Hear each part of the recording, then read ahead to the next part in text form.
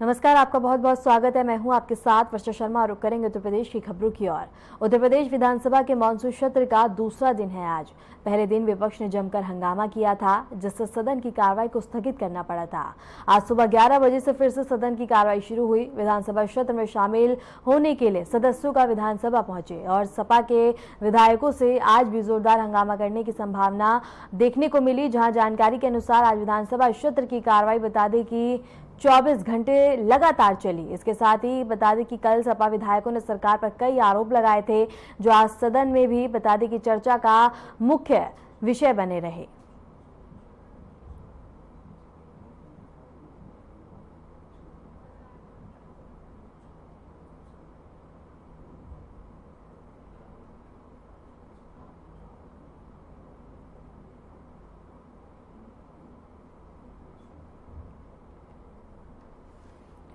लखनऊ से एक खबर है, जहां मानसून सत्र में सदन की कार्रवाई में हंगामा देखने को मिला। जहां बता दें कि आज एक बार फिर से राजनीतिक विवाद देखने को मिला और इसके साथ ही बता दें कि सत्ता पक्ष और विपक्ष आमने सामने थे, जहां बयानबाजी पलटवार देखने को मिले और इसके साथ ही बता दें कि विरोध भी किया गया, जहां बता दें कि एक दूसरे पर आरोप भी लगाए गए और इसके साथ ही सदन में कार्रवाई काफी ज्यादा और इसके साथ ही बता दें कि तनावपूर्ण माहौल देखने को मिला।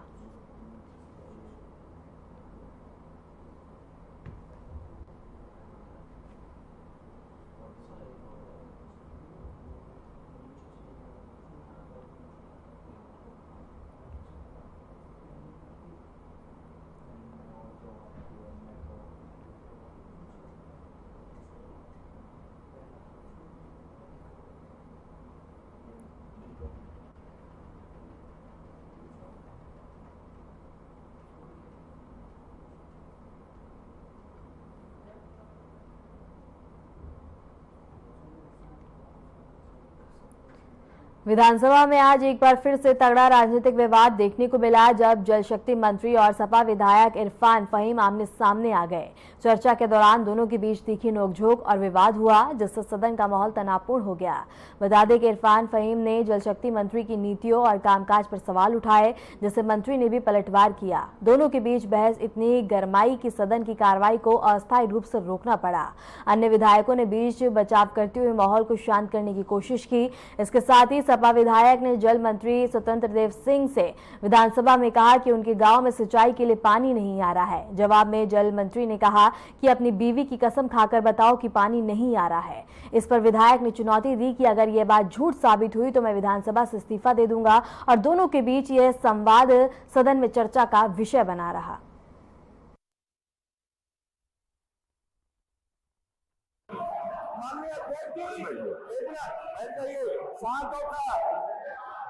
शांत होकर माननीय अध्यक्ष जी, मोहम्मद इब्राहिमपुर के रहने वाले इरफान भाई प्रधान है साजिद जी, अभी फोन लगा कर पूछ लीजिए पानी उसके गांव में पहुंच रहा है कि नहीं पहुंच रहा। आप करो राज्य के अंदर पानी नहीं आ रहा। अब विधायक कथोरिया जी का है 7 गांव में चेक कर और सभी राज्य के ये बहुत बड़ी योजना है माननीय अध्यक्ष जी, ये छोटी मोटी योजना नहीं है। एक मिनट, ये सभी घरों तक पानी पहुंचाना है, ये छोटी मोटी योजना नहीं है। यूपी के डिप्टी सीएम केशव प्रसाद मौर्य ने कहा कि विपक्ष के पास अगर कोई सवाल है तो वे सदन में उठाए। सरकार पर हर सवाल का जवाब देने को तैयार है। उन्होंने यह भी कहा कि अगर विपक्ष चर्चा से भागना चाहता है तो सरकार उनकी समस्या का समाधान नहीं कर सकती। मौर्य ने विपक्ष को लोकतांत्रिक प्रक्रिया में शामिल होने और चर्चा का हिस्सा बनने का आग्रह किया। अगर कोई सवाल है तो सदन में उठावे और उसका सरकार जवाब देने के लिए तैयार है। कोई चर्चा का विषय है तो चर्चा करने को तैयार है, लेकिन अगर विपक्ष भागना चाहे, चर्चा में हिस्सा न लेना चाहे तो उसका इलाज सरकार नहीं कर सकती। सरकार तो हर सवाल का जवाब दे सकती है। देखिए, फतेहपुर की घटना को लेकर के जो भी हुआ है उसको लेकर के उसमें मुकदमा दर्ज हो गया है, उसकी जांच हो रही है। जो दोषी होंगे उनके खिलाफ कार्रवाई होगी। दिल्ली की जो लड़ाई है वो लड़ाई श्री राहुल गांधी जी आगे हैं कि श्री अखिलेश यादव जी आगे हैं कि और विपक्षी दल के नेता आगे हैं, इसकी होड़ लगी हुई है। चुनाव आयोग ने इंडी गठबंधन के दलों के 30 नेताओं को बुलाया था कि आइए अपनी बात कहिए। जाने की जगह 300 लोग जैसे सड़क छाप प्रदर्शन होता है उस प्रकार से संसद के सदस्य लोग अगर प्रदर्शन करने लगेंगे तो लोकतंत्र की मर्यादा तार तार हो जाएगी। समाजवादी पार्टी, कांग्रेस पार्टी या इंडी गठबंधन मिलकर के लोकतंत्र की हत्या करना चाहते हैं, संविधान की हत्या करना चाहते हैं, संवैधानिक संस्थाओं को नुकसान पहुंचाना चाहते हैं।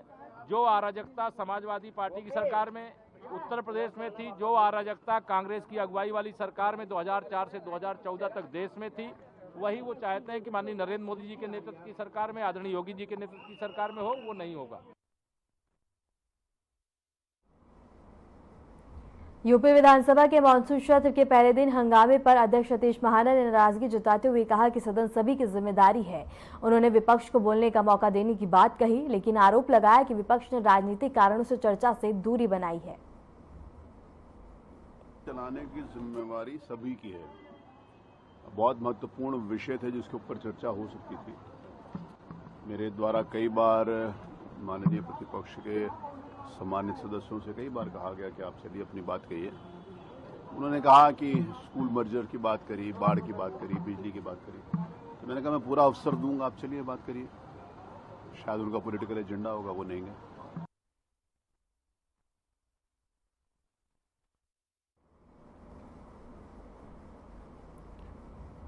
खबर लखनऊ से है, जहां विधानसभा के मानसून सत्र के पहले दिन विपक्ष के भारी हंगामे पर राज्य सरकार के मंत्री सुरेश कुमार खन्ना ने तीखी प्रतिक्रिया दी। उन्होंने कहा कि विपक्ष का मकसद सिर्फ अराजकता फैलाना है, न कि सदन को चलाने देना। मंत्री खन्ना ने कहा कि हम तो सदन चलाना चाहते हैं और हर सवाल का जवाब देने को तैयार हैं, लेकिन अगर अराजकता ही हो तो उसका क्या जवाब दिया जाए। इनका काम ही यही है, इनका काम अराजकता फैलाना है और अराजकता फैलाना। कह रहे हैं कि कम दिन का सत्र है और फिर कार्रवाई भी नहीं हो रही। सवाल ये है कि ये उनकी वजह से नहीं हुआ ना। हम तो चाहते थे, आखिर में भी हमने चाहते थे कि जब वो नियम 56 पर जब वो बोल रहे थे नेता प्रतिपक्ष, तो भी मैंने कहा था, हमने कहा आप अपना वो रखिए, नोटिस के ऊपर बोलिए, हम जवाब देंगे, और मैंने जवाब दिया भी। फतेहपुर कांड को लेकर विधानसभा में सपा विधायकों ने जमकर हंगामा किया। मामले की जांच और कार्रवाई की मांग को लेकर सपा विधायकों ने वेल में आकर विरोध प्रदर्शन किया। उन्होंने फतेहपुर में हुई हिंसा और मकबरे को लेकर दर्ज एफआईआर पर सवाल उठाए और दोषियों के खिलाफ कड़ी कार्रवाई की मांग की। सपा विधायक माता प्रसाद ने आरोप लगाया कि स्पीकर ने पुलिस को धक्का देकर मकबरे में घुसने की अनुमति दी, जिससे स्थिति और बिगड़ी है। उन्होंने कहा कि प्रशासन और पुलिस इस मामले में निष्पक्ष जांच करे और जो भी दोषी हो उसके खिलाफ सख्त कार्रवाई हो। विधायकों के इस हंगामे के कारण विधानसभा की कार्रवाई बाधित हुई है और इसे शांत कराने के लिए स्पीकर ने बार बार व्यवस्था सुधारने का आग्रह भी किया। सपा के इस विरोध प्रदर्शन ने राजनीतिक गलियारों में मामला गरमा दिया है और सभी की निगाहें अब प्रशासन की आगामी कार्रवाई पर टिकी हुई है।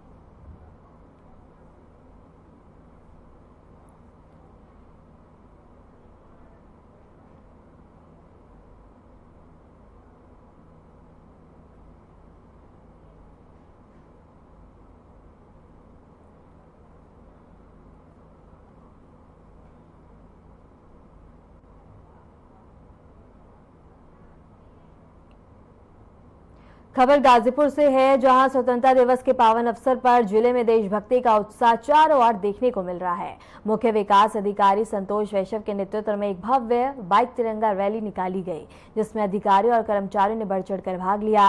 जिला अधिकारी ने विकास भवन से इस बाइक रैली को हरी झंडी दिखाकर रवाना किया और यह रैली विकास भवन से शुरू होकर सैनिक चौराया, जिलाधिकारी कार्यालय, सिंचाई विभाग चौराया होते हुए विकास भवन पर संपन्न हुई। इस रैली में बता दें कि सभी ने बढ़ चढ़कर हिस्सा लिया, जहां सभी ने मिलकर देशभक्ति की भावना का परिचय दिया। जिलाधिकारी ने रैली को रवाना करते हुए कहा कि स्वतंत्रता दिवस के शुभ अवसर पर हर घर तिरंगा अभियान के तहत यह बाइक रैली आयोजित की जा रही है। इसका उद्देश्य देश के प्रति लोगों में प्रेम, सौहार्द और एकता की भावना को मजबूत करना है। उन्होंने कहा कि ऐसे आयोजन आम जनता को देशभक्ति से जोड़ने का अवसर देते हैं और हम एक दूसरे के साथ सामंजस्य और सहयोग की भावना बनाए रखना चाहिए।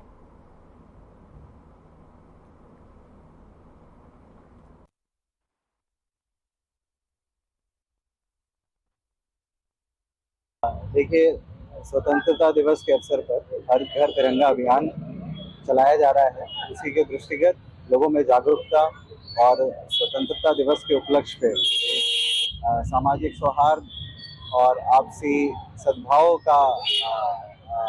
की भावना के साथ ये तिरंगा बाइक रैली का आयोजन किया गया है और इसका उद्देश्य समस्त जनपद वासियों को हर घर तिरंगा अभियान में जोर शोर से प्रतिभाग करने का भी एक उद्देश्य है।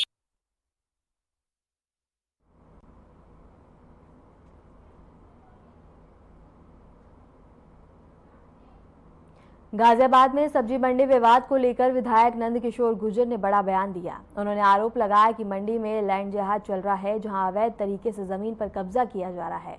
इसके अलावा उन्होंने कहा कि हिंदू को व्यापार करने से रोका जा रहा है, जिससे उनकी आजीविका प्रभावित हो रही है। विधायक ने प्रशासन से इस मामले में सख्त कार्रवाई की मांग की है, ताकि व्यापारियों को सुरक्षा मिल सके और मंडी में शांति बनी रहे। इस बयान के बाद प्रशासन में सक्रियता बढ़ गई है और मामले की जाँच जारी है।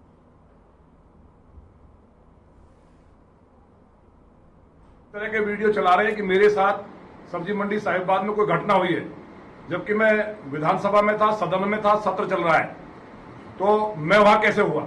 और मेरा नाम लेने का भी एक दुस्साहस कुछ जिहादियों ने किया है।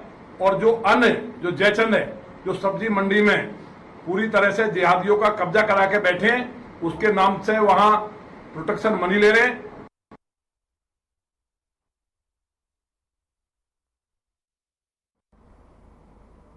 रुक करेंगे अगली खबर की ओर और इसके साथ ही बता दें कि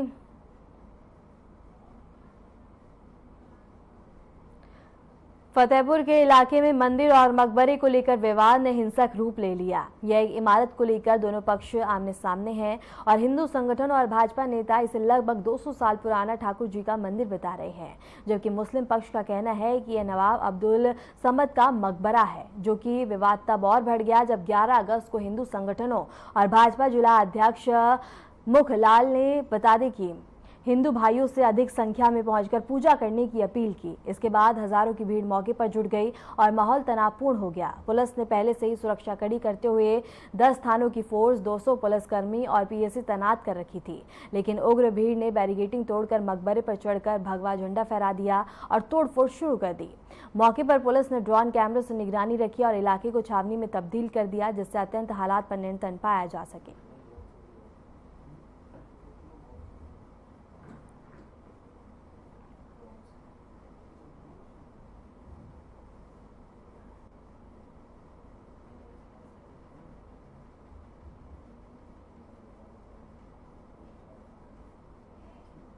खबर वृंदावन से है, जहां वृंदावन में स्वामी रामभद्राचार्य जी महाराज द्वारा श्रीमद् भागवत कथा का शुभारंभ होने जा रहा है।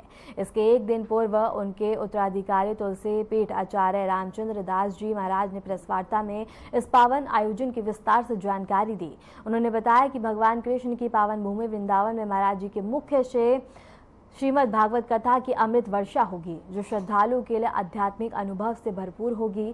प्रतिदिन शाम के समय संस्कृत संध्या का आयोजन किया जाएगा, जिसमें मशहूर भजन गायकों द्वारा मधुर और भक्तिमय भजनों की प्रस्तुतियां दी जाएगी। पहले दिन की भजन संध्या में बाबा चित्र और नीति मोहन और इसके साथ ही मालिनी अवस्थी, मनोज तिवारी और कन्हैया मित्तल जैसे नामी कलाकार मंच साझा कर भक्तों का मन मोहेंगे।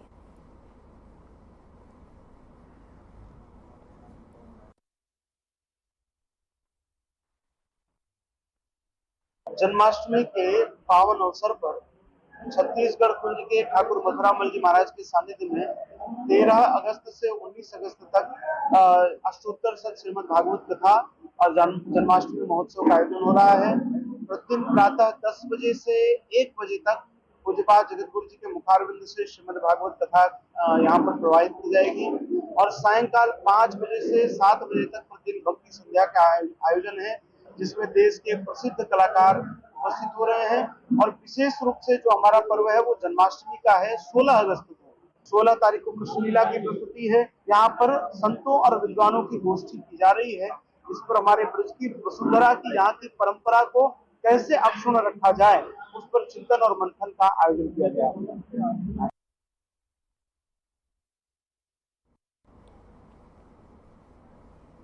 उत्तर प्रदेश के झांसी जिले से एक सनसनीखेज मामला सामने आया है जिसने सभी की संवेदनाओं को झकझोर कर रख दिया है।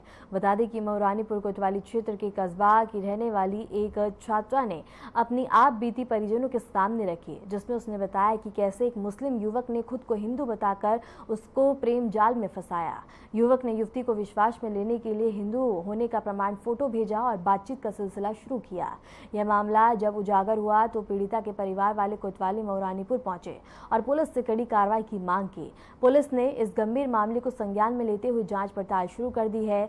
वहीं बजरंग दल के जिला संयोजक रोहित कुशवाहा ने अपने कार्यकर्ताओं के साथ मौके पर पहुंचकर पुलिस से इस मामले में सख्त और शीघ्र कानूनी कार्रवाई की मांग की है। यह मामला प्रेम के नाम पर किए जा रहे सामाजिक और सांप्रदायिक दुरुपयोग की एक बार फिर गंभीर चेतावनी है, जिसे प्रशासन को तेजी से नियंत्रित करना होगा। और इसके साथ ही बता दें कि पूरे मामले में जांच पड़ताल देखने को मिलेगी। मेरे बेटे के साथ ये घटना हुई है। एक मुसलमान का लड़का है, हिंदू के नाम से वो मेरी बेटी को किडनैप करता रहा, ब्लैकमेल करता रहा। और मैं उसके घर पर गई थी तो उनके मम्मी पापा ने कहा ठीक है मैं समझा दूंगी। और फिर से मेरे घर पर कल ही आया, आज ही आया है। वो गाली गलौज कर रहा था और कह रहा था, धमकी भी दे रहा था। थाना मऊरानीपुर पे आज एक महिला द्वारा एक तहरीर दी गई कि उनकी लड़की को एक मऊरानीपुर का ही लड़का परेशान कर रहा है, घर पे आकर के धमकी दिया तथा अन्य दबाव भी डाले, क्योंकि उसके संबंध पहले से ही फेसबुक के जरिए था और उससे अच्छे कांटेक्ट थे। इस कारण वो आकर के घर पे धमकी दिया, जिसको लेकर के स्थानीय पर मुकदमा पंजीकृत किया गया है और जो आरोपी है उसको हिरासत में लेकर के आवश्यक विधिक कार्रवाई की जा रही है।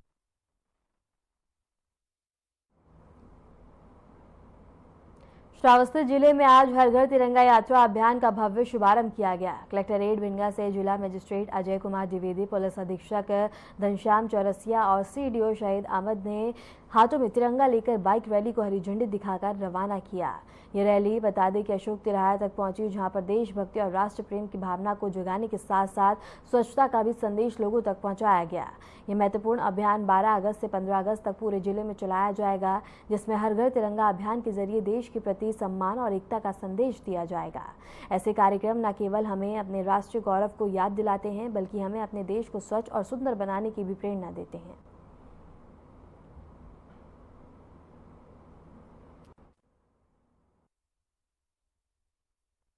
स्वतंत्रता दिवस के उपलक्ष्य में ये जो है रैली निकाली गई है और इस रैली के माध्यम से एक जो देशभक्ति की भावना है लोगों में उसको जागृत करना है, लोगों को प्रेरित करना है।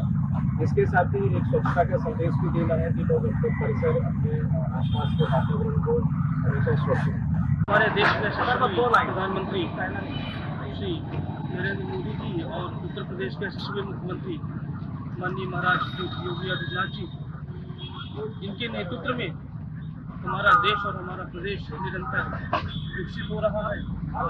आज हमारे जिला कलेक्ट्रेट परिसर में माननीय जिलाधिकारी महोदय, माननीय पुलिस अधीक्षक महोदय, माननीय मुख्य विकास अधिकारी महोदय की अध्यक्षता में हर घर तिरंगा यात्रा के अंतर्गत बाइक रैली का आयोजन हुआ है। इन सभी लोगों ने हरी झंडी दिखा करके बाइक रैली को रवाना किया है। इस बाइक रैली के माध्यम से हमारी सरकार, हमारा जिला प्रशासन लोगों के बीच में एक संदेश दे रहा है कि आने वाले 15 अगस्त को स्वतंत्रता दिवस को हम सभी बहुत ही हर्षोल्लास के साथ मनाएं। बहुत धन्यवाद।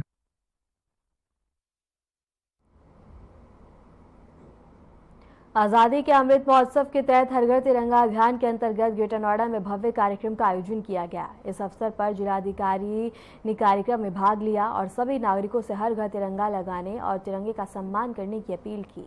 कार्यक्रम के दौरान स्कूल के बच्चों ने देशभक्ति से सांस्कृतिक प्रस्तुतियां दी, जिसमें मंच पर खूब सराहाया गया। इस अवसर पर बता दें कि सभी लोग मौके पर मौजूद रहे और इसके साथ ही कार्यक्रम भक्ति में होता हुआ और इसके साथ ही बता दें कि अधिकारी और गणमान्य लोग भी इसमें उपस्थित रहे।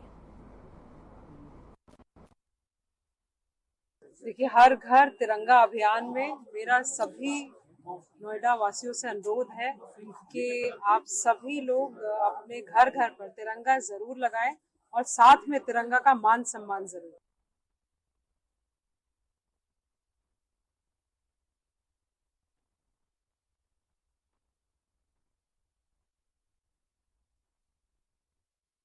बहराइच के महिषी विधानसभा क्षेत्र में आज तिरंगा यात्रा निकाली गई। भाजपा विधायक सुरेश्वर सिंह के नेतृत्व में हुई इस यात्रा में हजारों कार्यकर्ता शामिल हुए। हाथों में तिरंगा लिए और भारत माता की जय के नारे लगाते हुए बता दें कि टिकोरा मोड़ जय श्री महाकाल पेट्रोल पंप से शुरू होकर शहीद स्मारक पर पहुंचे और ब्लॉक प्रमुख समेत कई नेता और स्थानीय लोग इस कार्यक्रम में मौजूद रहे। ये तिरंगा यात्रा स्वतंत्रता दिवस के उत्साह को बढ़ावा देने और देशभक्ति की भावना को मजबूत करने का एक हिस्सा है।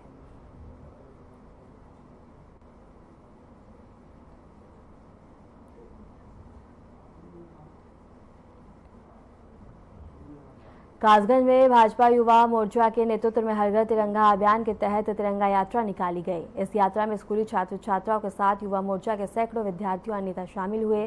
तिरंगा यात्रा जिला अध्यक्ष कुलदीप पत्रिहार के देखरेख में बता दें कि शुरू होकर बाजार से होते हुए नरदई गेट तक पहुंची, फिर बता दें कि रोड से होकर समाप्त हुई। यात्रा के दौरान देशभक्ति का जज्बा और उत्साह साफ नजर आया। कुलदीप ने बताया कि यह यात्रा 15 अगस्त को राष्ट्र ध्वज फहराने और हर घर तिरंगा अभियान के तहत तिरंगा प्रेम को बढ़ावा देने के लिए आयोजित की गई है।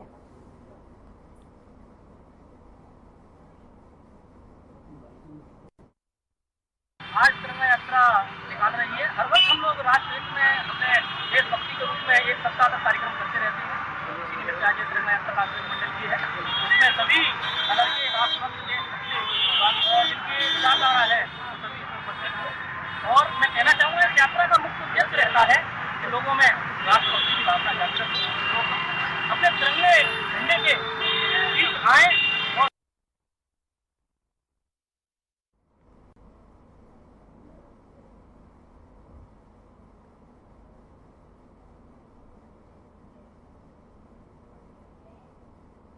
खबर कन्नौज से है, जहां तिरवा मेडिकल कॉलेज परिसर में आयोजित अचानक निरीक्षण के दौरान बता दें कि गंदगी देख सफाई कर्मचारी का 1 दिन का वेतन काटने के निर्देश दिए गए।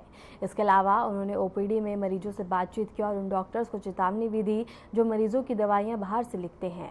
इसके साथ ही इस कड़े तेवर ने कॉलेज में हड़कंप मचा दिया है।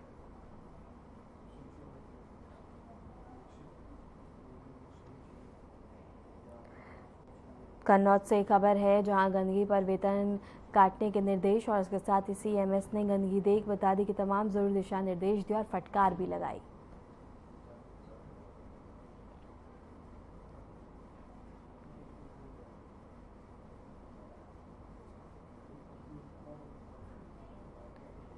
ग्रेटर नोएडा प्राधिकरण ने अवैध कब्जों के खिलाफ बड़ी कार्रवाई करते हुए गांव में भू माफियाओं द्वारा किए गए अवैध निर्माण पर बुलडोजर चलाया। यह अभियान बता दें कि वर्ग सर्किल 8 के अंतर्गत चलाया गया, जिसमें लगभग 50,000 वर्ग मीटर अधिसूचित जमीन को कब्जा मुक्त कराया गया। प्राधिकरण के अनुसार यह जमीन करोड़ों रुपए मूल्य की है, जिस पर कुछ भू माफियाओं ने अवैध रूप से निर्माण कार्य शुरू कर कब्जा जमा रखा था। लंबे समय से चली आ रही इस अतिक्रमण की शिकायतों के बाद यह कार्रवाई की गई है।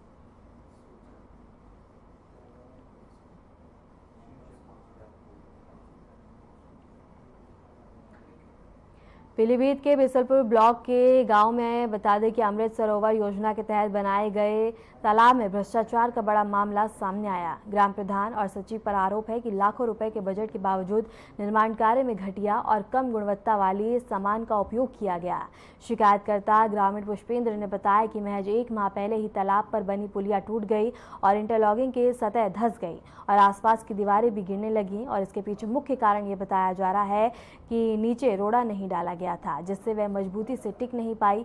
पुलिया भी कमजोर सामान से बनी है और दीवार को जमीन में केवल 3 रदें डालकर खड़ा किया गया, जो पूरी तरह से गैर प्रोफेशनल तरीके से काम करने का प्रमाण है।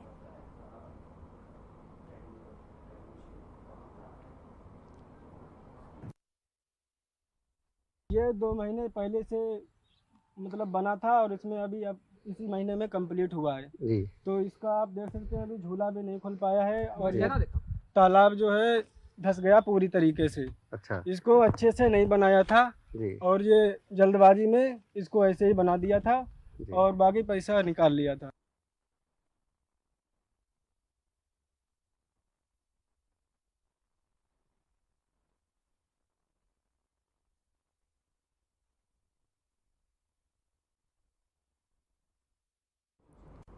हापुड़ के थाना बाबूगढ़ क्षेत्र स्थित सिमरौली गांव में पीडब्ल्यूडी विभाग के दफ्तर में एंटी करप्शन टीम ने छापा मारा। इस छापेमारी के दौरान टीम ने 50,000 की रिश्वत लेते हुए जेई अशोक कुमार को रंगे हाथों गिरफ्तार किया। जानकारी के अनुसार अशोक कुमार ठेकेदार से रिश्वत मांग रहा था। ठेकेदार की शिकायत मिलने पर मेरठ की एंटी करप्शन टीम ने कार्रवाई करते हुए पीडब्ल्यूडी कार्यालय में छापा मारा और जेई को रिश्वत लेते पकड़ा लिया। गिरफ्तारी के बाद अशोक कुमार को हिरासत में लेकर टीम ने उसे बाबूगढ़ थाने भेज दिया, जहां आगे की कानूनी कार्रवाई जारी है। इस छापेमारी के बाद पीडब्ल्यूडी विभाग में हड़कंप मचा हुआ है।